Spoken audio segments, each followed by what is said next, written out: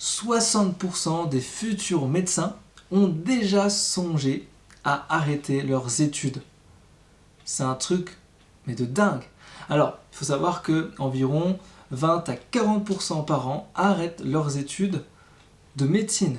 Je ne sais pas si vous vous en rendez compte, mais en fait, c'est ce qu'on appelle la fameuse grande désillusion. C'est je veux faire médecin et puis prendre conscience quelques années plus tard que ce n'est pas fait pour vous. Et c'est un peu ce que je veux faire avec cette vidéo-là, c'est-à-dire faire un vrai message de prévention. Si vous voulez faire des études de médecine, il faut que ça soit une vocation et que vous ne fassiez pas ça pour exaucer les rêves de vos parents ou que vous fassiez ça parce que vous vous ennuyez ou alors que vous aimez les sciences. C'est vraiment une vocation, d'accord ? C'est hyper important d'avoir ça en tête. C'est pour ça que je préfère faire un message de prévention. Alors justement, je vais un peu vous présenter ce qui se passe dans les années d'études en médecine, rapidement, de pourquoi les étudiants décident de temps en temps de vouloir arrêter leurs études. Alors ce qui se passe déjà, c'est la prise de conscience du volume horaire de travail, de charge de travail qu'il va falloir fournir. Quand on arrive en PACES, on a une masse de travail qui est exponentielle, c'est un truc de dingue, on a l'impression qu'on n'a pas de temps pour apprendre tout ça. Et puis quand on arrive en deuxième année, troisième année, quatrième année, on se rend compte finalement qu'on a la même quantité, peut-être des fois multiplié par 2, par 3, par 4, mais comme on est habitué à travailler, finalement on s'y habitue assez facilement. Mais c'est vrai qu'il y a une charge de travail quand même relativement lourde. On peut facilement craquer et péter un câble et se dire c'est bon, ça me saoule, j'arrête. C'est souvent le cas pour les étudiants qui ont par exemple pas réussi certains partiels et qui ont redoublé une fois et éventuellement peut-être redoubler une deuxième fois ou être recalé dans certains types de matières. Et ça peut faire en sorte que les étudiants arrêtent leurs études. Ouais, c'est un peu dommage. L'autre point, c'est aussi ce fameux tabou, je ne sais pas si vous connaissez ça, c'est tout simplement que ceux qui décident d'arrêter médecine, on va les traiter un peu de fainéants. C'est ceux qui ne veulent pas justement aller au bout des choses. Et c'est pas forcément vrai parce que si c'est pas leur vocation, si dans leur tête ils se disent que c'est pas fait pour eux, c'est pas qu'ils sont fainéants, c'est que c'est pas fait pour eux, c'est tout. Et ils vont se réorienter ailleurs. Ensuite, on a un truc assez marquant, c'est le passage de l'externat vers l'internat. L'externat, tout peut se passer bien, mais en général, ce qui se passe, c'est que on est un peu en dessous même du technicien de surface. C'est-à-dire que c'est va imprimer ça, c'est va faire ça, va faire ci. Alors dans certains services, ça se passe super bien, dans d'autres services, c'est un peu plus délicat. Et on peut se dire de temps en temps qu'on est traité un peu comme des sous-merdes. Et c'est vrai que ça, si t'as pas un mental solide, c'est difficile. Ça, c'est l'étape externat. Ok, super. Après, il y a l'étape internat. Internat, donc c'est un peu mieux, t'as l'impression d'avoir un peu plus de responsabilité, génial. Mais en fait, on a tellement des très grosses responsabilités. En plus, t'as ton médecin qui peut te foutre la pression dans certains cas, dans certains services. D'autres peuvent aller très bien, mais dans certains services, ça peut être relativement difficile. Et en fait, ce qui va faire qu'un étudiant craque, ce sont les gardes qui sont totalement épuisantes. Et à force de faire des gardes épuisantes, l'étudiant se dit waouh, je crois que j'ai pas fait ça pour ça, quoi. J'ai fait ça pour effectivement soigner des gens, j'ai fait ça parce que j'adore la médecine, mais j'ai pas fait ça pour être tout le temps fatigué, quoi. Et c'est vrai qu'en tant, même pharmacien ou médecin, on est souvent fatigué lorsqu'on exerce son métier, parce qu'on travaille des heures et des heures sans compter, ça c'est sûr. Après, il faut savoir que les études, ça bouffe toute votre vie.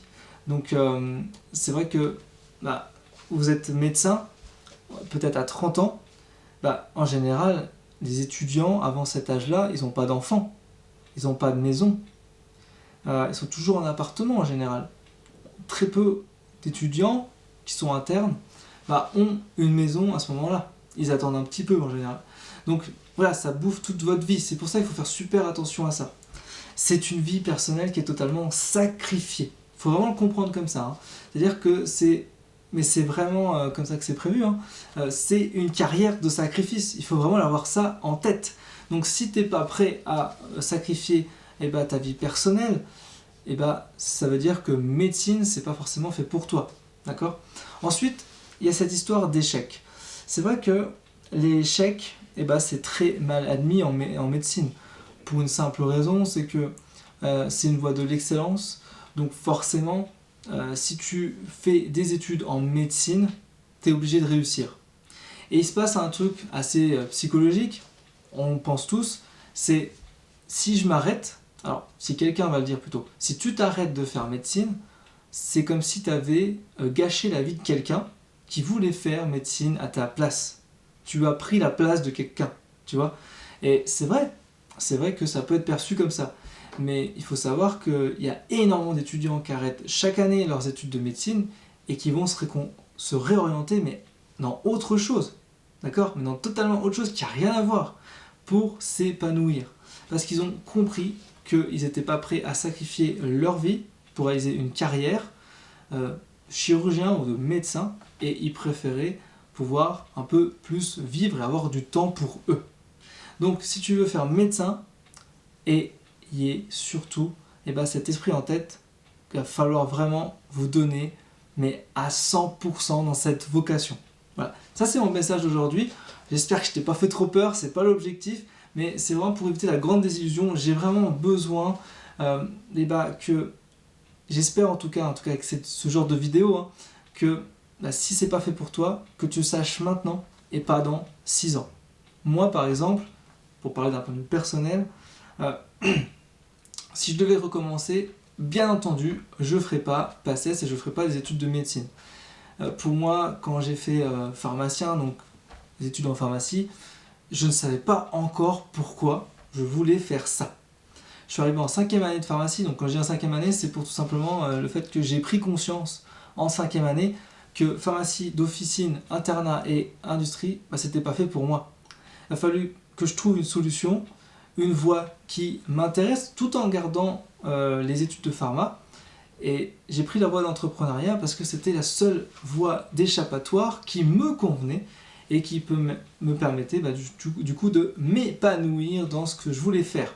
Et ça c'est vrai, mais un truc de dingue, c'est que à partir du moment où tu sais vraiment ta voie, ça te donne la volonté de réussir, et c'est seulement à ce moment-là que j'ai pu enfin accomplir tout ce que j'avais envie de faire.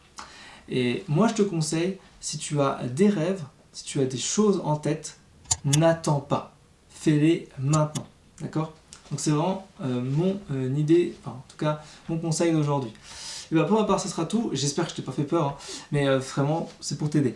Donc moi je te retrouve pour des prochaines vidéos.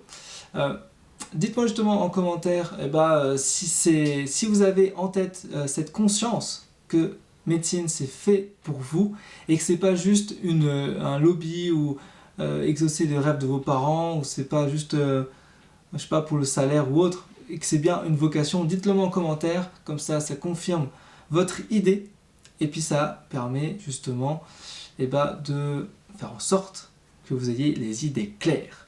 Ce sera tout pour aujourd'hui, je vous souhaite une excellente journée, à très bientôt, ciao ciao.